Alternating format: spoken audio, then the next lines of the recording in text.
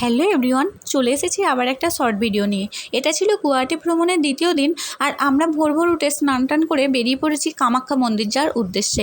আমাদের ট্রাভেলার বুক ছিল, হোটেলের সামনে ভোরবেলায় চলে এসেছে, আর আমরা সবাই মিলে রেডি সেডি হয়ে একদম বেরিয়ে পড়েছি আর চলেও এসেছি কামাখ্যা মন্দিরের কাছাকাছি। তো এখানে প্রথমে আমাদেরকে একটা লাইনে দাঁড়াতে হয়েছিল, এখান থেকে কুপন সংগ্রহ করে আবার একটা লাইনে দাঁড়াতে হবে, আর তারপর আবার কুপন সংগ্রহ করে আবার একটা লাইনে। তো তোমরা ডিটেলসে সবই জানতে পারবে, তার জন্য কিন্তু আমাদের বড় ভিডিও দেখতে হবে, যেটা এখনও আসেনি, খুব তাড়াতাড়ি চলে আসবে।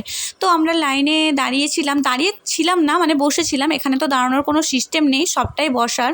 তোমরা যারা এসেছো কামাখ্যা মন্দির তারা তো সবাই জানো যে এখানে বসে বসে অপেক্ষা করতে হবে, দাঁড়াতে হবে না।